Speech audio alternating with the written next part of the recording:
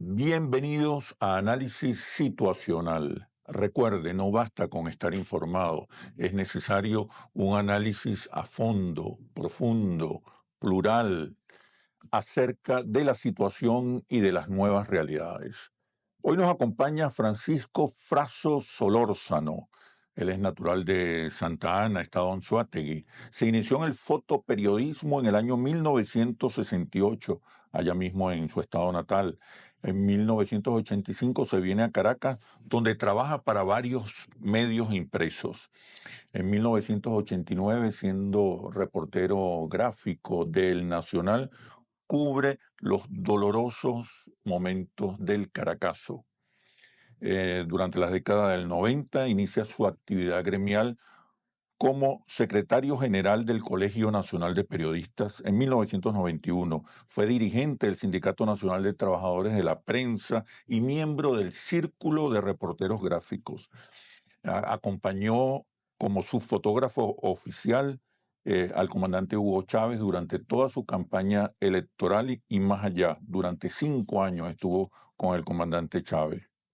Fue diputado a la Asamblea Nacional por el Estado Anzoátegui en el periodo 2000-2006. Y hoy lo tenemos aquí. Fraso, ¿cómo estás? Gracias. Muy grato conversar contigo. Por la distancia no te doy la mano, pero siente este abrazo. Perfecto. Bueno, más que un abrazo, un abrazo. Un abrazo. Un Es abrazo. cierto. Sí. ¿Cómo Bueno, estás? muy ¿Cómo te agradecido. sientes? Uno siempre llega aquí. No, muy bien, muy bien. A mí me gusta cuando me hacen análisis. Y situacional es mejor, porque Claro. la necesidad de lo que tú decías al comienzo del programa, de trabajar con la gente, de entender lo que el público necesita, que es una información, además de que pueda ser veraz, oportuna, pero que tenga la necesidad del estudio previo, del análisis profundo, porque no puede ser que la escuela de investigaciones del periodismo venezolano haya muerto. Sí. No existe un No hay un periodismo de investigación. Aristide Bastida que cada semana nos regalaba un análisis profundo de los temas que él tocaba, o religiosos, o científicos, porque lo pusieron ahí, porque él escribía ante cosas políticas, y como él era comunista, Miguel Otero paró votarlo por su condición física, porque él venía a ser dirigente gremial, pero ya en ese momento ya estaba casi ciego totalmente, tenía una traqueotomía, andaba en silla de ruedas, la artritis lo golpeó mucho, pero sin embargo seguía trabajando. A él le leían y él hacía el análisis. Y el análisis era muy fresco, muy llegado. Se ha perdido mucho el Sí, periodismo periodismo de investigación, la de investigación profunda. Sí. profunda, que daba No, el derecho a la gente el a estar. análisis de verdad Sí, porque es necesario. No puede científico. la noticia andar al garete, porque ahora con los fake news cualquiera inventa algo y termina un mundo creyéndole que es verdad. Es más, la gente, mientras más mentiras recibe, se Sí, siente más satisfecha. más satisfecho. Y le Mira, gustan esas mentiras llenas de conflicto, hablando del que ayudan al odio, que ayudan al desprecio de lo humano, de todo. Entonces, la situación del mundo, que es una situación muy dinámica, muy rápida, necesita de eso, de un periodismo más condensado de lo que usted hablaba. hablando del sentimiento nacional, del sentimiento, de las emociones, que son la base del comportamiento social. ¿Te recuerdas el fracaso? Pero vamos a concentrarnos en el sentimiento. ¿Qué sentía, qué viste tú que sentía el venezolano en esos momentos de tanta violencia, confusión, rabia, odio, quizás, Impotencia, indignación? impotencia, rabia, grito, el vidrio que era derrotado en el aparador, la gente que caminaba, como decía Cortázar, detrás del obturador de la cámara, el ojo invertido que captaba eso con mucha fiereza, con mucha consistencia, que parecía un tigre o un águila que llegaba a atrapar la información, pero mucho dolor. Sobre todo porque vi lo que era el quiebre político de Venezuela. Fue en Se ese produjo momento, ese día. ese Cuando día. hablas de quiebre político, ¿a qué te refieres? La democracia representativa, por lo que la gente pedía, una democracia más participativa, un encuentro con la realidad. Y además de ser el quiebre político, el desprecio de cómo Carlos Andrés Pérez, aquí hubo una boda millonaria, súper millonaria, que fue portada del Diario de Caracas. Aquí hubo una coronación del presidente como la mejor obra de arte que pudieran presentar en el Teresa Carreño, con dignatarios de todo el mundo, hasta Fidel Castro vino. ¿Tú crees que eso fue lo que provocó ese sentimiento de No, indignación, y hay rabia? que recordar mucho a José Porque Ignacio Carlos Carluca. Andrés Pérez asume Sí, con una altísima votación, mayoritaria sí, votación, con por gran supuesto. respaldo popular, con grandes expectativas, y apenas 20 días después de su ascenso al Coronación. poder, de su coronación, se produce esto que era inimaginable. Esa implosión. Estallido, esta explosión social. Esa implosión venía por debajo, carcomiendo, venía ¿Qué el era? ¿Cómo individuo, describes ese porque el sentimiento? pueblo no quería ser más objeto de cada 5 años, quería ser sujeto participativo. Resulta que Jaime Lucinchi tuvo una frase muy triste ese día que dijo: la banca me engañó, ¿te recuerdas? Y desde ahí él dejó todos los acuerdos internacionales. Aumento del combustible, no hay aumento de salario, aparece el IVA como un fenómeno de la búsqueda de más ingresos para el país y medidas que empieza a generar la escasez, la situación, los productos se van arriba, aumenta el pasaje en Guarena, que es donde comienza esto, y luego se El pasaje siempre fue muy explosivo. muy explosivo. Aumentó la gasolina que generó esa explosión y resulta que No era aumentaron los sueldos. no ni aumentaron los salarios. sueldos. Eso con el cúmulo de muchas situaciones que vivía el país. El país elegía a los gobernantes, sus representantes, y después, ¿qué hacían? Le daban la espalda. Quien pretenda seguir haciendo gobierno, dando la espalda al pueblo, el pueblo reacciona contra ellos. Y así ha sucedido en muchos espacios de la humanidad, donde termina, ahorita comenzaron protestas en Ucrania pidiendo la salida del presidente, porque eso se volvió una comedia mala de un Caos. humorista en la manera esa. Ahorita, al único que están parado como genocida y todo es el presidente o el primer ministro de Israel, que ha asesinado de manera irresponsable mucha gente. Nadie puede gobernar mirando en el odio, mirando en el desprecio. Porque usted imagínese, yo esta mañana veía noticias donde hay venezolanos que están felices porque el gobierno de los Estados Unidos le haya quitado el permiso, porque ahora es que ellos quieren gobernar a todo el mundo. Entonces, para explotar el petróleo aquí tiene que tener un permiso de los Estados Unidos. La Chevron fuera, los otros. Entonces, ¿cuántos años ha habido aquí de relaciones de ese tipo de comercio con los Estados Unidos? Ya veremos cuando pidan más petróleo o harán negocio a escondidas. Entonces los tipos de la oposición en Venezuela celebrando eso como un éxito de ellos, porque ellos creen que esa medida es contra Nicolás Maduro, contra Cilia Flores, contra Diosdado Cabello, contra Jorge Rodríguez. No, ese es contra el pueblo, porque aquí todos nos vemos afectados. Tú describes los momentos del Caracazo como una explosión Sí, de indignación, de sentirse traicionado, burlado por las promesas de la campaña electoral. como que le robaron el pan a Juan Bimba. ¿Te acuerdas de Juan Bimba? ¿Cuál fue el sentimiento después del Caracazo? Bueno, cuando ocurre la represión brutal, criminal que hubo en esos días, en esos par de días, 2, 3 días. Hay unas ¿Qué cosas que pasó? me fueron cargando detrás del obturador. Por ejemplo, un joven, me recuerdo casi 15 años, que le dispararon aquí en el estómago y lo traen como cargando una reja así. Y cuando pasa frente a mí, que estoy detrás de un carro de perro caliente disparando la cámara, está un policía disparando. Y yo me volteo y le digo, y van a seguir matando gente. Y él me hace con ¿hay algún problema? Le dije, no, no hay ninguno. Porque yo dije entre mí, si sigo discutiendo, termino en la fosa común, por ahí. Se mataba gente sin Sin ninguna razón, límite. por cantar el himno nacional y voltear una basura y empezarle a tirar. Se le acabaron las bombas lacrimógenas en ese barrio y mataron 19 personas. Yo vi matar en ese momento, ¿En qué que es barrio? otra foto donde va otro cadáver que va guindado en la moto que se llama Cabalgando con la muerte. Y ahí vi cómo mataba. Pero también vi una madre en ese barrio que me dijo ahí en el Pérez de León, su hijo estaba montado como en un quicio, lo llaman en mi pueblo, no sé, aquí alto, y viendo hacia su casa, y comenzaba el toque de queda, que tuviera las dos cosas de esas. Primero, en este país, los que vivimos esta nueva época, nunca habíamos tenido un toque de queda, excepto lo que hizo la dictadura y todo aquello, pero se aplicaba el toque de queda por primera vez a las 11 del día. Y en la noche el chamo está ahí, y le han disparado con un fal la faz de la cara, la pegaron en la puerta de la casa de la madre. Y aquello era doloroso, su niño de 14 años.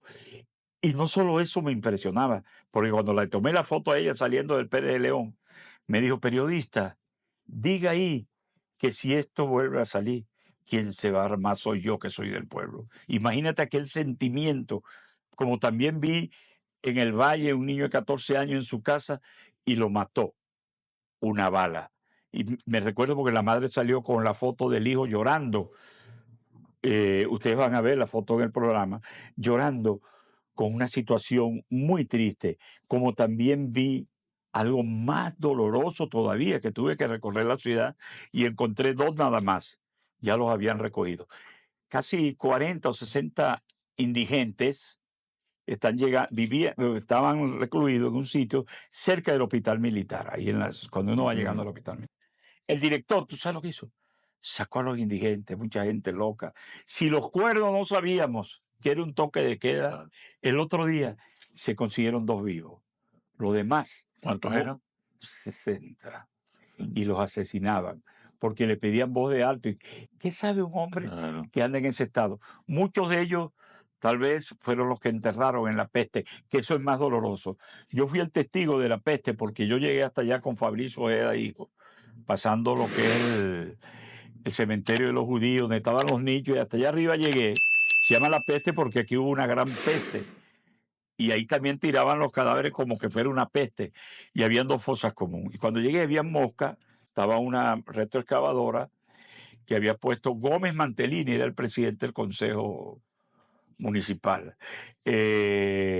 Ávila Vivas, otro adeco, era lo que llamaba en aquel momento el gobernador. Y este señor Carlos Andrés Pérez era el presidente. Bueno, ellos dos, con el que era director allá fueron a tirarlo en bolsas de basura, 2 y 3 cadáveres. Conseguimos más de 70 cadáveres. Se reconoció uno, los otros están ahora en unos nichos. Mira las cosas de la vida. Cuando lo bajaron de aquellos nichos, le hicieron unos nichos abajo y la montaña se cayó. Pero ahí habían urnas con cadáveres de otras y de ese momento. Hay un camión cargado de urnas que yo hice rumbo al cementerio, que llevaba un viaje de urnas y no eran solas, todas eran con cadáveres.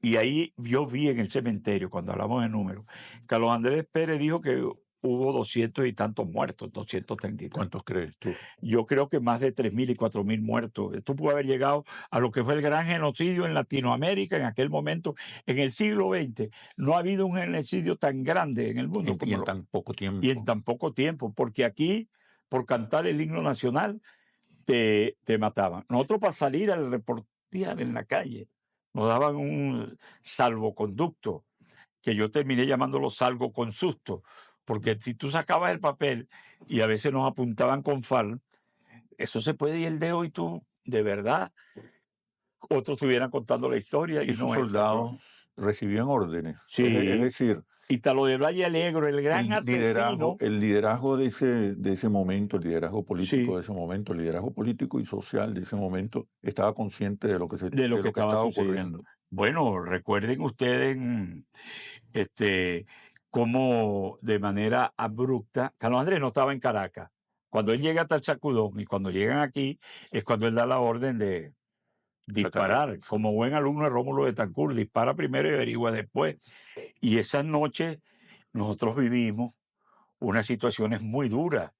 Cuando el Caracazo, como periodista, salíamos a la calle, veíamos cadáveres, vimos los primeros saqueos, que eran nevera, lavadora, reses enteras en el hombro. En la mañana, yo dormí en la sede de la PTJ y de ahí me fui caminando hasta el cine Arauca.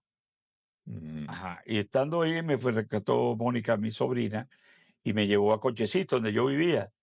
Y cuando pasé frente al nuevo circo, aquello me parecía, como yo todo lo miraba en blanco y negro, una película que se llamaba La mirada indiscreta, donde el fotógrafo veía todo, pero tú veías a la gente cansada durmiendo recostado en una nevera, una cocina, lavadora y todo aquello. La gente salió a reclamar lo que le correspondía durante 40 años pidiéndolo en el país. Escuché Esto, a un dirigente empresarial en aquel momento que dijo que esos saqueos eran producto de la naturaleza ratera del venezolano, que el venezolano es un ratero. ¿Qué crees tú? eso es falso, totalmente falso. ¿Qué hubo ahí? Eso No, y además es grosero, grosero. indignante. Si algo tiene el venezolano es que no es ratero. Sí. Hay ligeras excepciones. Venezolanos muy transparentes, muy Muy transparente. honestos. Eso que yo no sé cómo que se calificaría ese empresario a lo que se robaron el dinero de la USAID ahorita. Los Que bancos de aquel los momento. bancos. ¿Te acuerdas del Banco Latino? Le dieron dinero y se fueron. Me Cuando, recuerda un testimonio de un focus group donde hablábamos y al grupo le comentábamos que mucha gente dice que eran unos pedigüeños, que todos querían que se lo regalaran. Y hubo un señor, recuerdo en Petare, por cierto, que dijo, cuando ellos se lo llevaban todo era bueno y ahora que a mí me dan algo es malo. es malo. Te relataba que escuché a un dirigente empresarial calificar esos eventos como un raterismo del venezolano. Ya existía en ese momento un desprecio profundo por lo popular. Claro. Y me sorprende que digas, me sorprende en alguna medida, que el liderazgo estaba consciente de la masacre que se estaba ejecutando. Totalmente. La dirigencia política arriba sabía lo que estaba haciendo y seguían fijando posiciones como la de Henry Ramos Alú en el Parlamento, leyendo el decreto aquel, tú sabes la primera garantía que suspenden en toda parte del mundo, la libertad de expresión. La primera que castigaron, no había movimiento, se reforzaban los toques de queda, porque ahí es algo muy interesante. ¿Cómo no va a saber la dirigencia del país que lo que estaba sucediendo si aquí mataron muchos líderes sociales? En Petare, aquí en Bellomonte, mataron en coche. En La Pastora llegaron a la casa y el muchacho se escondió. Allanamiento, ¿no? Allanamiento. Sin Y orden judicial. se escondió debajo de una cama. ¿Y tú sabes lo que hicieron? No lo jalaron por el brazo para allá. Ta, ta, ta, ta, ta, ta, ta. Lo mataron allí Ahí mismo. mismo y se lo dejaron a la madre tirado. Esas madres las conocí yo. Fue brutal. Brutal, brutal. ¿Tú sabes lo que es que a nosotros nos tocó cuando exhumamos? Similar a las feroces dictaduras del No, Cono no, Sur. no. Y hay una, chico, un individuo, en una foto de mi colega y amigo Tom Grillo, que tiene una posición ahorita en el Ministerio de la Mujer. Yo debo de terminar hoy de acordar una que voy a hacer en la Fiscalía, con las fotos de Chávez por los 12 años y del Caracazo. Y apoyado por un defensor de los derechos humanos de aquel entonces y ahora, Tarek William Saab. Resulta que un camión cargado de mantequilla, un niño también, trató de abrirlo y por detrás le dieron pan y lo mataron. Cayó ahí, buscaron una sábana, lo taparon, que quedó la cabecita afuera. El mismo militar que permitió abrir la puerta, que no permitió abrir la puerta, la abrió y le dio la gente, saquen ahora. ¿Y por qué lo mataste? ¿Por qué haces eso? ¿Por qué matas esos sueños? ¿Qué es eso? Sionismo, chico. ¿Qué es eso? Fascismo.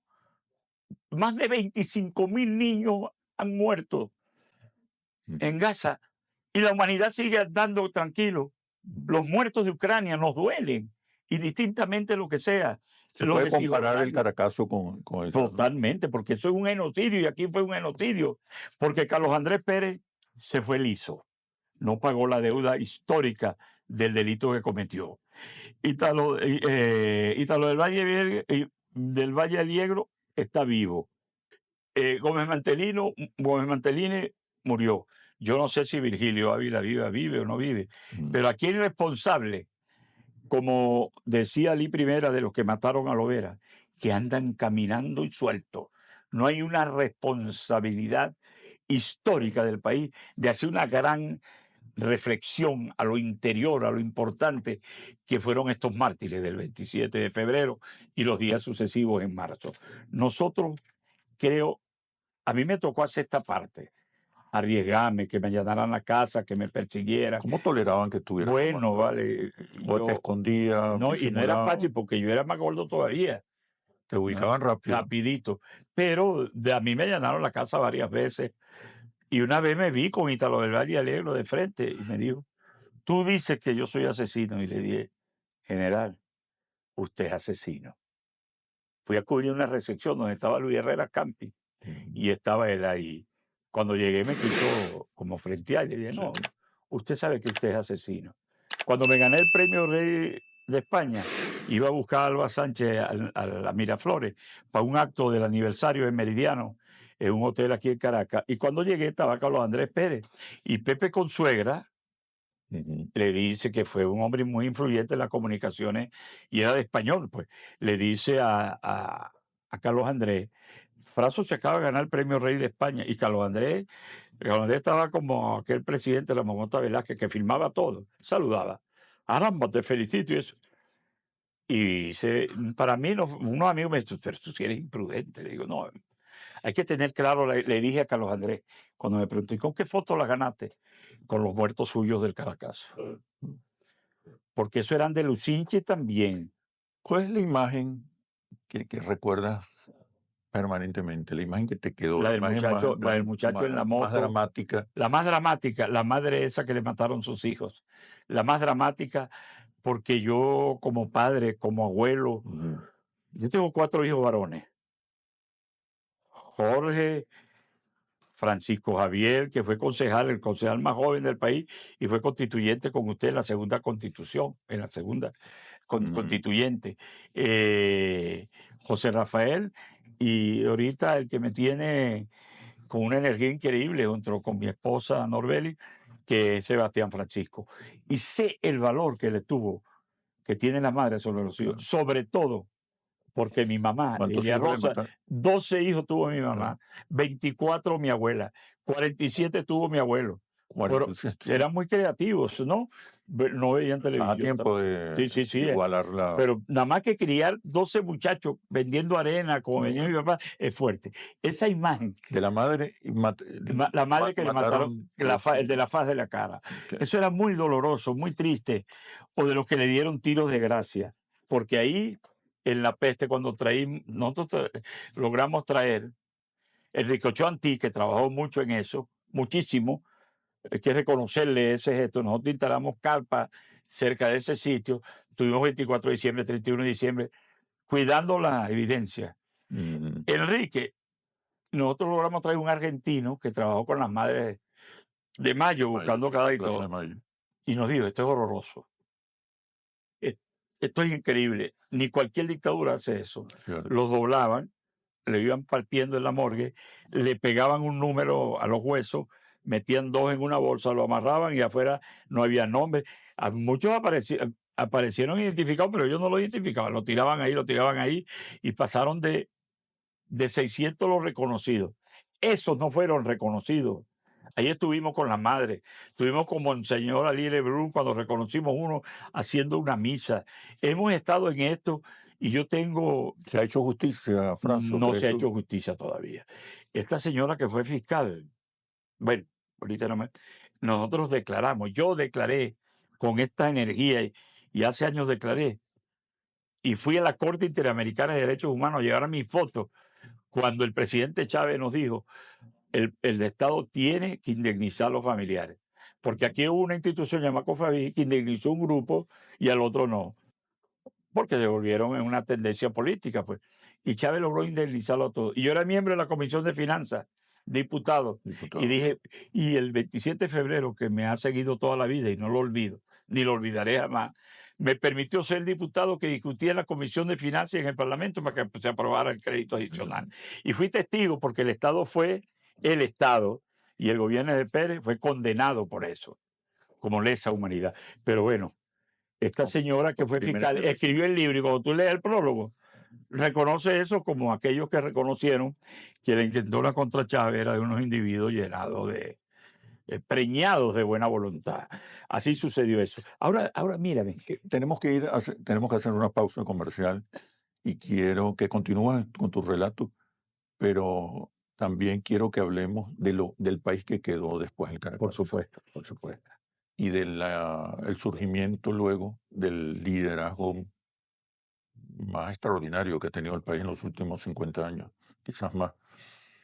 ¿Cuál Ay, fue el sentimiento dominante? Y si tú crees que eso impulsó el respaldo que luego tuvo el comandante Chávez. Esos gritos, esas lágrimas, ese perder hijos, perder padres, perder hermanos, La rabia, el el odio, odio, la la indignación, indignación, la ese grito, tristeza. esa sangre que recorrió el país, que todavía quedan sus marcas en las vías, en los espacios donde murieron esos muchachos, cambió el país. Ya no era sino un país que quería realmente que las cosas cambiaran. Tanto es así, tú me hablabas del liderazgo, pero tú te acuerdas que Izaguirre salió hablando y tuvo que arrancar a correr porque no podía. Sí, Decía que todo estaba en paz y el país sí. indistintamente saqueando. Aquí saquearon todo, hasta los prostíbulos que están en el centro, ahí cerca de la Torre del Cielo, todo. ¿Por qué el saqueo? El saqueo fue reclamar un derecho que tenía el pueblo y no hubo otra manera que esa. Don Grillo salvó los semáforos de la Avenida Bolívar. Ese grito, ese dolor, tiene allí, Oscar, y perdóname que te tutee, aunque bueno, somos casi contemporáneos. Sí, somos jóvenes, Jóvenes aún. jóvenes. Los chinos dicen que la juventud se acaba cuando uno se muere y en vida es que no queda. Resulta que esa gente, esos jóvenes, esos viejos, reclamaba eso. Quedó ese país. Por supuesto. Montado en un avión un día nos pusimos a conversar el presidente Chávez y yo de esto. Chávez llegó a un acuerdo conmigo cuando yo comencé siendo su fotógrafo, que me dijo, aquí no hay plata, aquí no hay papagate, aquí no hay nada, aquí no hay cámara. Y yo decía, bueno, yo vivo de eso. Y me dijo, pero ¿sabes algo? Aquí van a estar tus amigos. Y yo creo en eso. Y él fue mi amigo. Y yo me enamoré de ese hombre, como se enamora uno, como dice Pablo Neruda cuando le escribió una carta a un amigo. Me enamoré de ti, hombre, en el estricto sentido de la palabra hombre. Porque mañana pueden coger en la red, ay, el fraso estaba debilucho con Chávez. No, me enamoré de él, por su manera de pensar y ser, por un hombre que vino de una casa de Baaré, que como yo nací, con un hombre que vino con pisos de tierra, que jugaba, hacía carrito con el ring, vivía y siguió viviendo esa comunicación. Y él me decía, nosotros no salimos el 27 de febrero. A ellos le matan a Costa Carlet, Sí. que lo matan detrás de un edificio rojo que estaba en el valle. Y es un asesinato, le disparan por debajo del cinturón de seguridad y luego dijeron que eran unos malandros. Y lo matan con un arma del ejército, cerca donde mataron a ese niño de 14 años.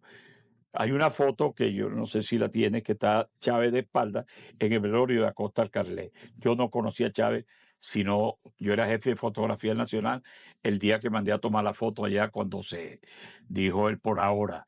Y resulta que ese hombre logró comunicarse con el pueblo, logró que su lenguaje fuera el del pueblo. ¿Qué factores influyeron en esa En conexión esa tan conexión poderosa? tan poderosa de no salir en aquel momento, es de dónde venimos y hacia dónde tenemos que ir. Esos eran los militares, uno que venía del Furrial llamado, entre otros, que no era de los jefes, porque los jefes eran comandantes, ¿no? Él era teniente, creo que era, Diosdado Cabello, que ahora le echa pichón también para defender esto. Y un grupo que nos fuimos acercando, que no se nos permitió llegar cerca, porque yo trabajaba en el Nacional, pero yo no sabía. En el segundo, mi comadre de Cire Santo, en una concha que teníamos ahí en la avenida Urdaneta, cerca de Miraflores, me dijo, quédate aquí que mañana hay un golpe, que fue el de septiembre, ¿no? El 27, el de noviembre, finales de noviembre. Sí. El 27 de noviembre, y yo me fui a dormir en San Agustín, cerca donde está la DICIT. Y en la noche tuve que arrancar a correr porque bombardearon la DICIT. Y los DICIT salían a la calle y le quitaban los carros a la gente y arrancaban a correr en el carro, huyendo. Y caminando frente a ahí me encontré que hubo otra intentona. Y después que hice la foto al frente, imagínate tú, caían las bombas que le habían quitado como decir, la espoleta.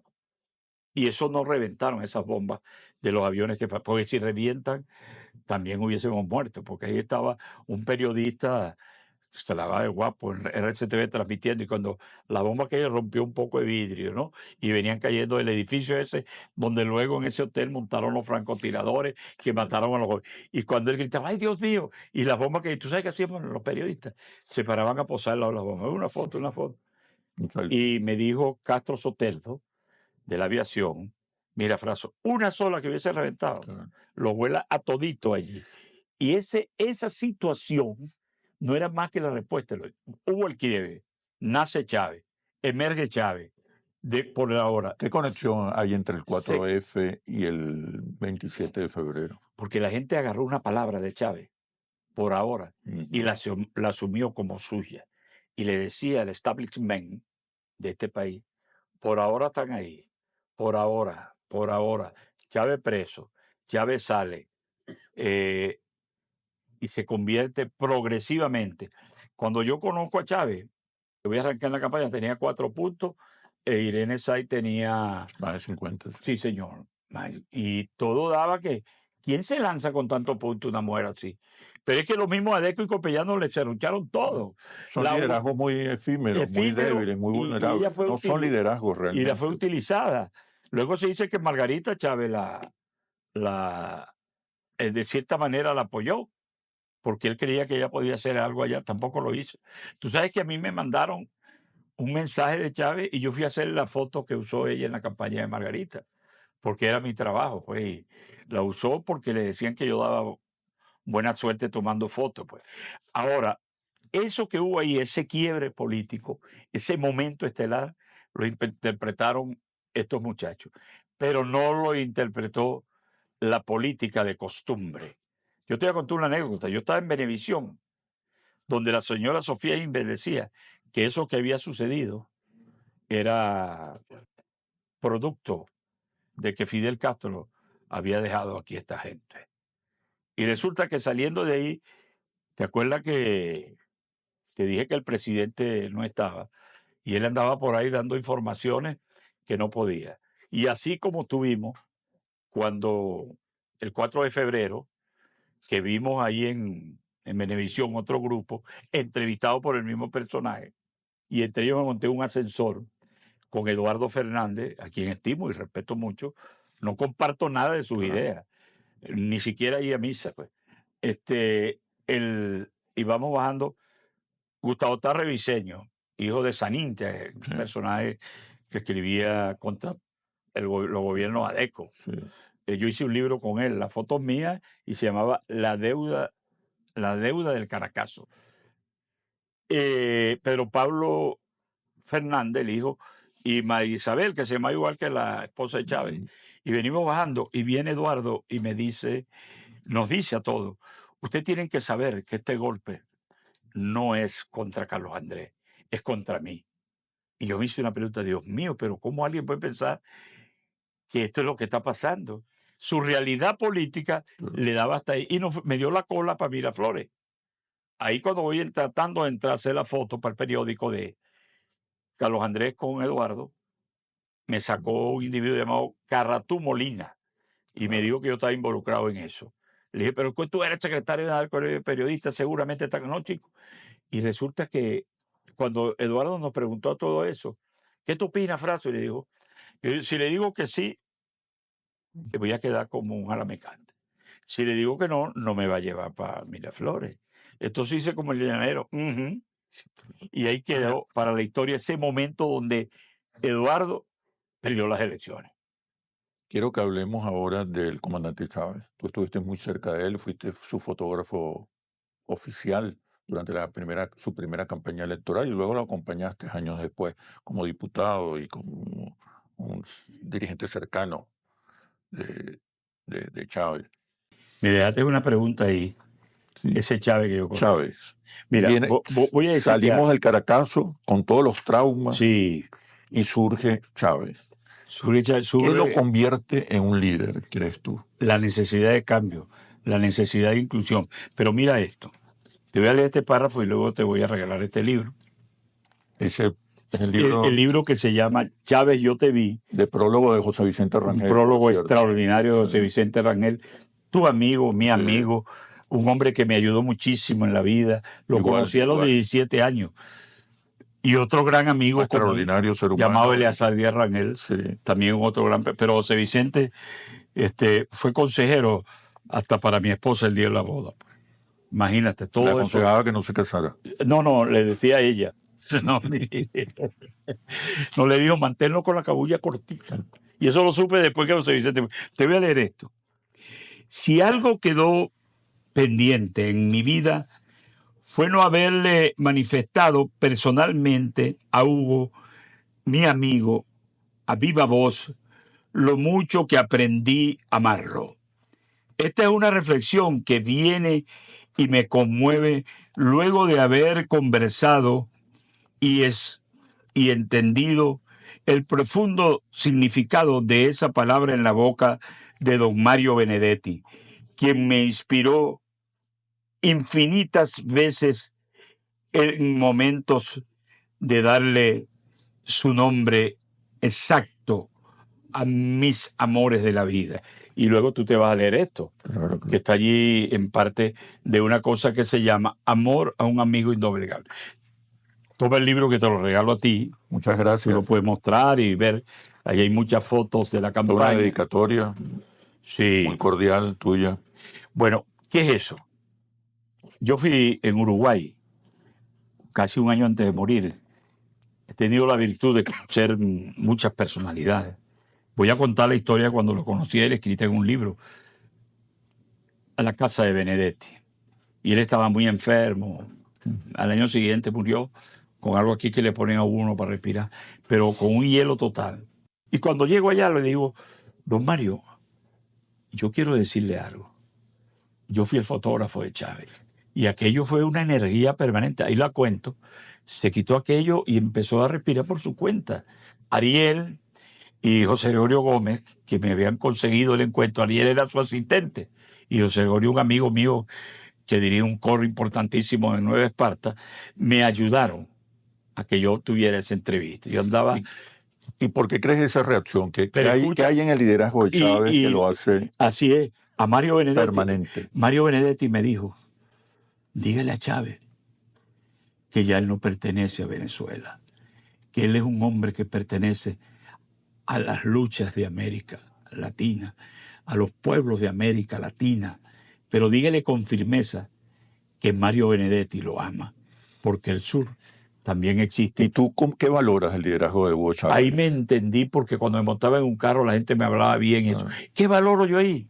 Ese poder inmenso y la voluntad de un hombre que un día le comenté, presidente, está en conversaciones con los Estados Unidos, no se me doblegue. Y fui a la Avenida Bolívar, cuando gobernaba Bush. Y la primera apuesta que le hizo, ¿quién duraba más?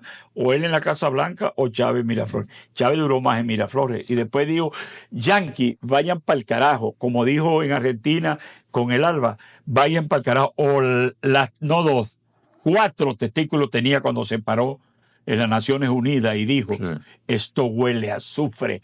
Ayer estuvo el diablo aquí. Por supuesto que lo iban a cazar, como hicieron con... Hay una frase que salió en uno de los estudios cualitativos de Interlace, que yo creo que revela exactamente el tipo de relación que tuvo Chávez con los sectores populares. La frase es un testimonio de Focus Group. Antes nadie nos tomaba en cuenta. Nadie nos tomaba en cuenta para nada. Ahora tenemos esperanza. ¿Qué crees tú? Como la diría alguien en Castia, antes nadie nos paraba bola. Ahora tengo esperanza. La esperanza es algo muy importante. Chávez tocaba a la gente. Te voy a contar algo muy personal. Cuando Chávez gana las elecciones, yo voy a la rueda de prensa en el Ateneo. Y en los videos salgo al lado tomando... Y ese hombre cuando me abrazó me puse a llorar. Y él me echaba mucha broma. ¿Qué fue, chico? ¿Te estás volteando para el otro bando? Ya lo lloré. No, vale. es que estoy demasiado... Era una cuestión de sentimiento, de haber encontrado a alguien que se pareciera a mí, al cual le hacía un chiste y nos reíamos y él me hacía dos, al cual nos hicimos amigos, me salvó la vida de un hijo mío, junto con Tarek William Saad, a mi hijo Jorge. Cercanía. La cercanía. Si Pero tuvieras que resumir la relación con el comandante Chávez, ¿qué imagen te viene a la memoria? Un cordón umbilical. ¿En qué sentido? ¿En qué sentido? ¿Qué es lo más hermoso de tener un hijo, una mujer? El cordón umbilical, que fue durante mucho tiempo la comunicación de ella para alimentarlo, para que se desarrolle, para que sea su hijo. Esa es una cosa. ¿Qué no debe perder? Y con esto debo culminar la entrevista. ¿Qué no debe perder la revolución bolivariana? La conexión con el pueblo. No podemos gobernar de espalda al pueblo. Tenemos que ser los ministros. Chávez los ponía que anduviesen en la calle. La cercanía. Bueno, Francisco Frasso, muchísimas gracias por esta extraordinaria entrevista. Espero verte más a menudo por acá. Sabes que yo soy un gran admirador tuyo. Gracias. Y yo soy amigo tuyo mucho antes de conocerte personalmente, porque uno se hace amigo de la gente a través de los amigos. Sí. Y tú fuiste gran amigo y dedico esta conversación contigo y aquí estará. Y lo podemos tocar, los que lo amamos, José Vicente Rangel. Amén. Bueno, muchísimas gracias, Frasso. Nos vemos en un próximo análisis situacional por Globovisión, periodismo libre, independiente, responsable y veraz. Hasta pronto.